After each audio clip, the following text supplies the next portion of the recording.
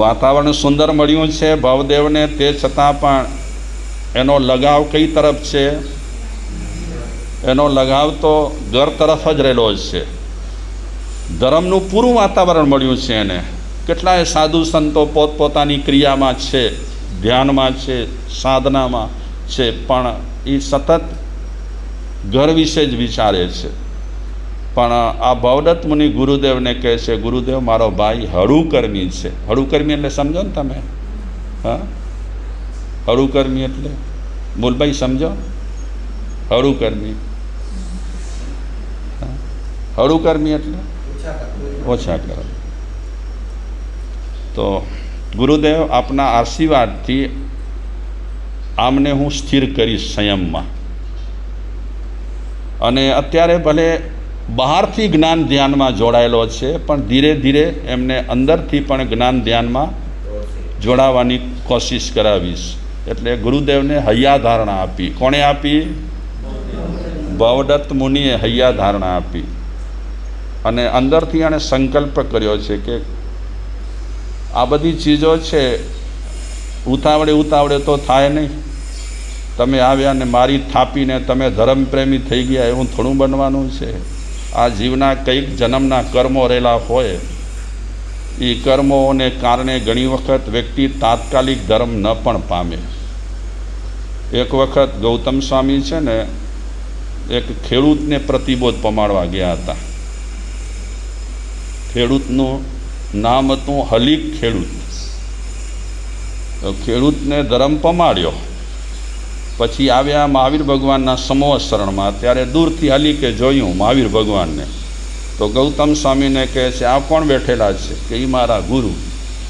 હલીક ખેડૂત કહે છે, આ તારા ગુરુ હોય તો હું મારે સમોસરણ નથી આવું તમારા ગુરુ પાસે, હું જાઉં છું. અરે ગૌતમ સ્વામી કે આટલે સુધી આવ્યો છે અને આ તીર્થંકર પરમાત્મા બિરાજમાન છે ને તું ના, મને આ તારા ગુરુ હોય તો મને જવું નથી એમની પાસે.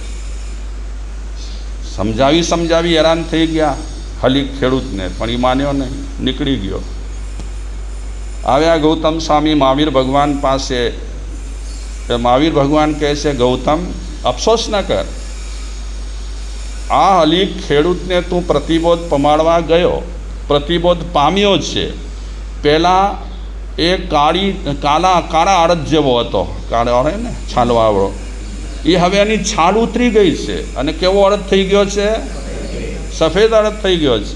ભલે મારી પાસે ના આવ્યો તો કાંઈ વાંધો નહીં, કોઈ કારણ રહેલા છે. એ કારણોને કારણે મને જુએ છે ને હું નથી ગમતો એને. તમે વિચારો, તીર્થંકર ન ગમતા હોય, કોઈક કર્મ એવા હોય ને, હા, નહીં તો તીર્થંકરો તો ઘણાને બધાને ગમે. તો આ બધું ફાઇનલ થઈ ગયું. ભવદત્ત મુનિએ બધી જવાબદારી પોતા પર લઈ લીધી. એટલે આચાર્ય ભગવંતને હળવા કરી દીધા કે તમે હવે ભાઈનું કાંઈ જ વિચારો નહીં. વાત કરીએ આપણે હવે આ એમના પરિવારની. રેવતી રાષ્ટ્રકૂટ એ રાત દિવસ યાદ કરે છે ભવદેવને, બહુ યાદ કરે છે.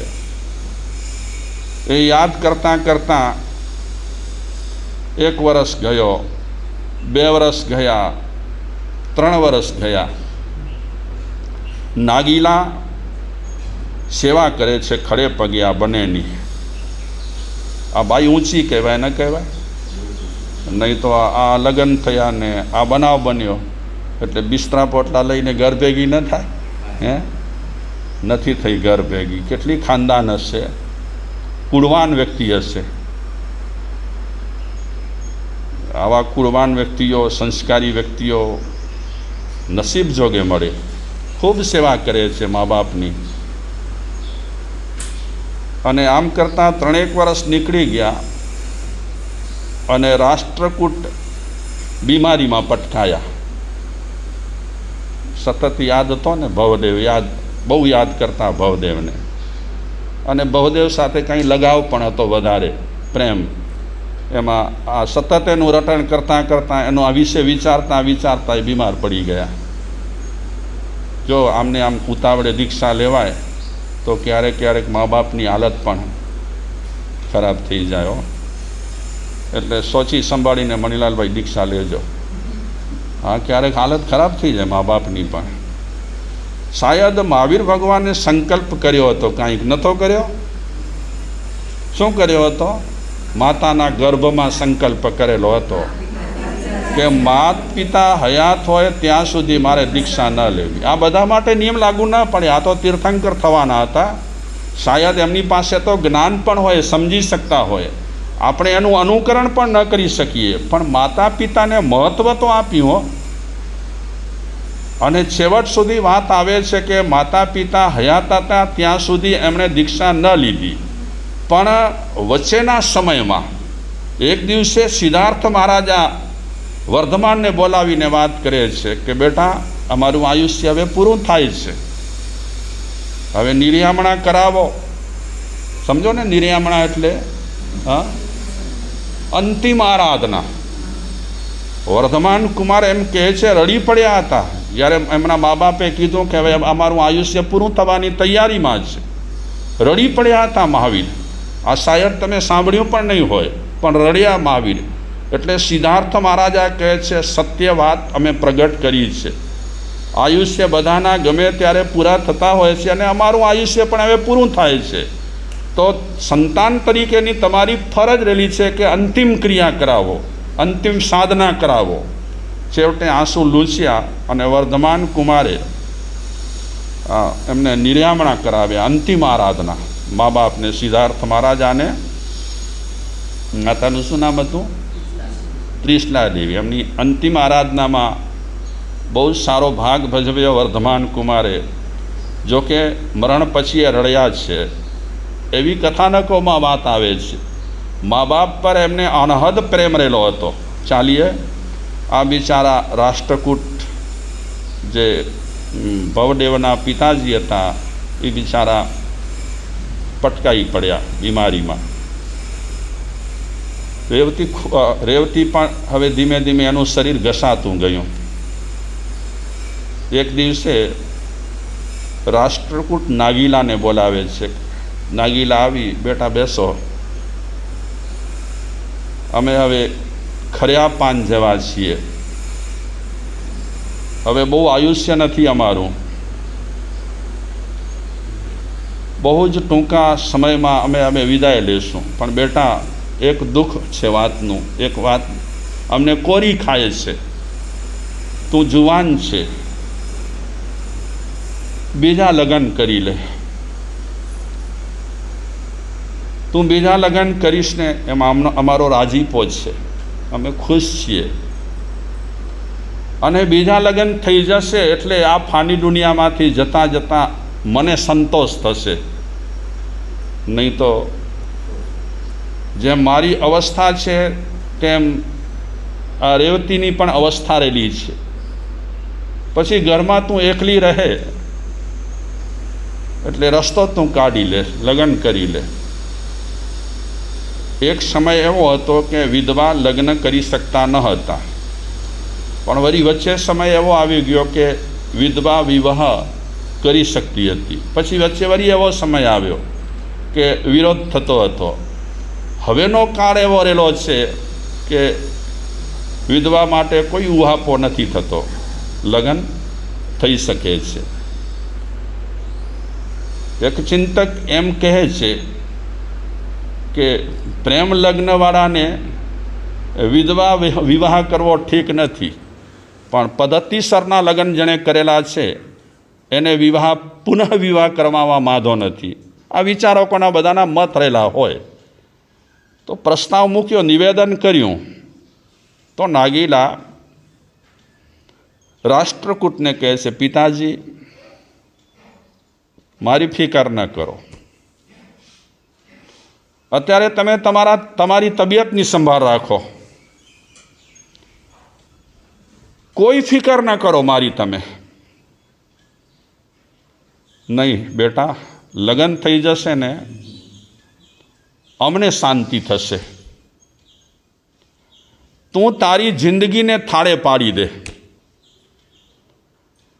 નાગીલા કહે છે, તમને તમારો દીકરો વાલો છે ભવદેવ, અને ભવદેવ દીક્ષિત થયા પછી તમે તમારા મન પર અસર લઈ લીધી છે જેમ તમને ભવદેવ વાલો છે તેમ ભવદેવ મારા પતિદેવ છે. તમે પ્રતિપળે જેમ એમને યાદ કરો છો તેમ હું પણ એ ભવદેવને પ્રતિપળે યાદ કરું છું. હું એને ભૂલી શકતી નથી.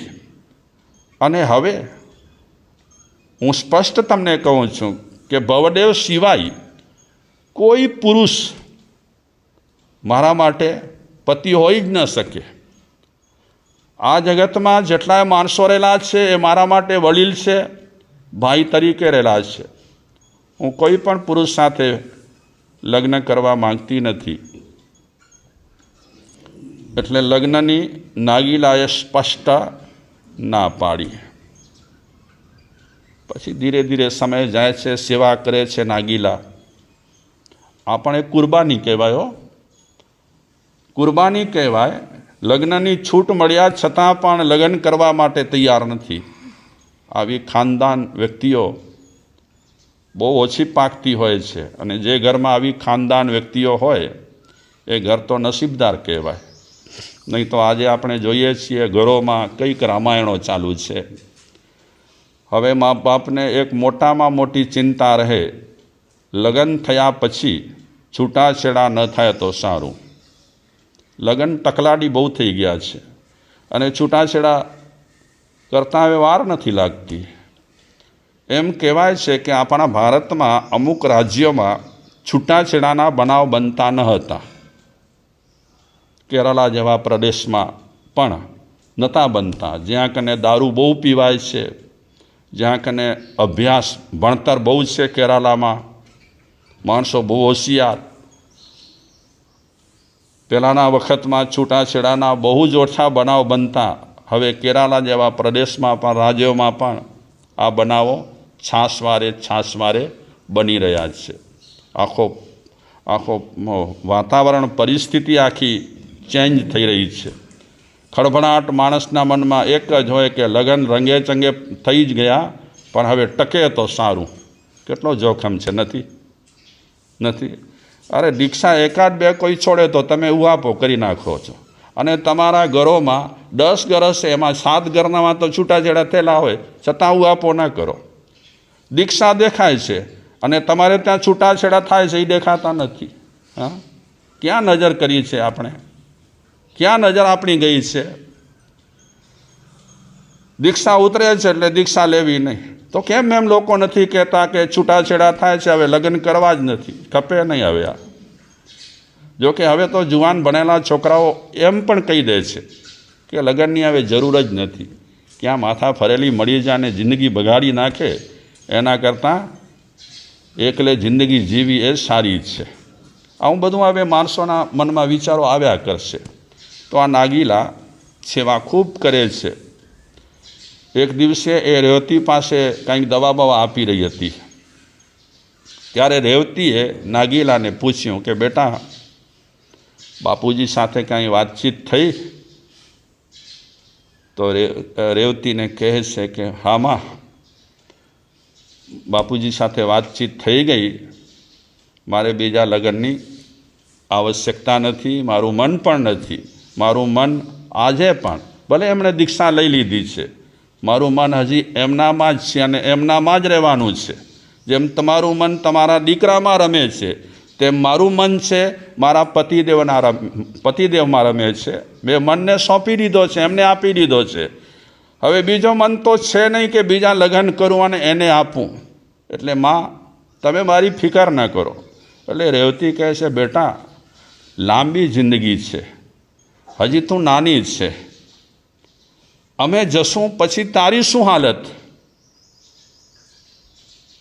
તો એ વખતે નાગીલા કહે છે માં, આ ગામની જ છું. શું નામ છે ગામનું?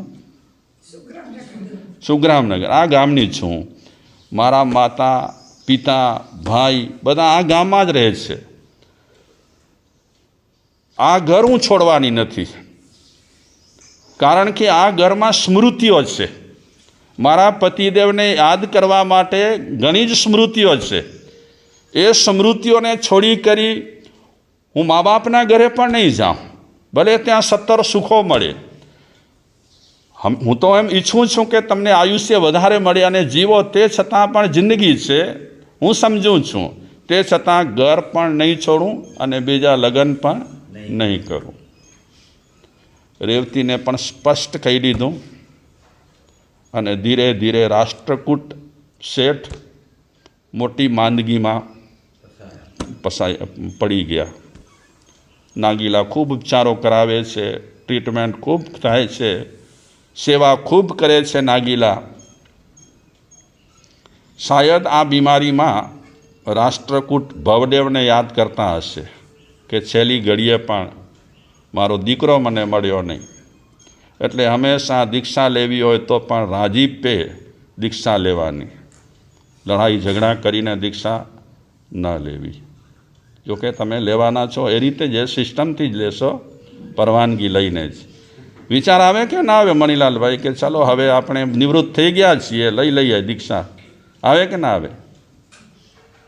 હે? ભાવ છે ને? ભાવ છે? કેટલો ભાવ છે? 5 કિલો છે. ઠીક, ભાવ હોય તો પણ ઘણું છે. અહોભાવ માણસને જાગે ને સર્વસંગ પરિત્યાગ પર, એ પણ ઘણું છે. તો હવે આ રાષ્ટ્રકૂટ બિચારા અંતિમ ઘડીઓ ગણે છે, ખૂબ સેવા કરે છે નાગીલા. એ મા બાપ કેટલા નસીબદાર કહેવાય કે સેવા કરનાર પણ ભાવથી સેવા કરતી હોય.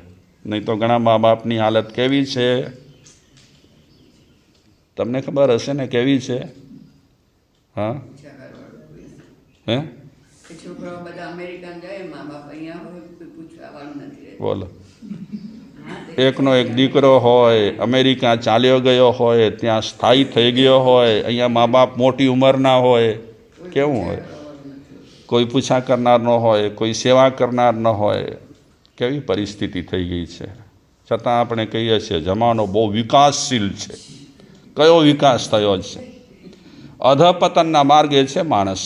વિકાસ ટેકનોલોજીની દ્રષ્ટિએ કદાચ વિકાસ થયો હશે, બાકી લાગણીની દ્રષ્ટિએ માણસનું પતન છે. હા, ખોખા કેતરાય ના, ખોખે જ બળ હતી આ બોય. હા હા હા, તમારી વાત સાચી છે. ઘણી દીકરીઓ એમ પણ પૂછે છે તમારા ઘરમાં કોઈ વડીલ નથી ને, અને એ કહે કે આ અમારા ઘરમાં વડીલ છે તો નહીં જામે. એવા વાક્ય અમારી પાસે પણ આવ્યા છે. મારા સાહેબ લગ્ન થઈ ગયા છે, હવે આ છોકરી કહે છે મા બાપ ન ખપે, તો એ મારા મા બાપને કાઢવા ક્યાં, રાખવા ક્યાં? બિચારા ઘણા છોકરાઓની કફોડી દશા થઈ જતી હોય છે અને છૂટા પડતા હોય છે ને મા બાપથી. એમાં પણ ઘણા કોઈ કારણ પણ હોય છે. મા બાપ પ્રત્યે અભાવ નથી હોતો, પણ પરિસ્થિતિ એટલી વીણસી ગઈ હોય, આ પણ બગાડવું ન હોય, આ પણ બગાડવું ન હોય, એટલે ન છૂટકે સંબંધને ટકાવવા માટે પણ અલગ થવું પડતું હોય છે. મા બાપને કારણે ઘણા અલગ નથી થતા, પરિસ્થિતિ વશ ઘણા અલગ થાય છે. પણ હવે જમાનો જે છે તે આપણને સ્વીકારે છૂટકો છે. આપણાથી થાય તેટલું સારું કરવાનું, બાકી આપણે સુધારી તો નથી શકવાના જગતને, વ્યક્તિઓને. જેના મનમાં રામ આવે એ સારી રીતે જિંદગી જીવે, બાકી તો ઠીક છે, ચાલ્યા કરશે આમ ને આમ. હવે સુધરવાનું નથી, હવે જે તે દિવસા દિવસે બગડવાનું જ છે. તો બગડેલા તરફ આપણને નજર નથી કરવાની, જે સુધરેલું છે તે તરફ નજર કરી આપણને ઉદાહરણ લેવાના છે. તો હવે રાષ્ટ્રકૂટ આ ફાની દુનિયામાંથી વિદાય લેશે, એના પર આપણે આગળ વિચારીશું. અત્યારે આટલું જ.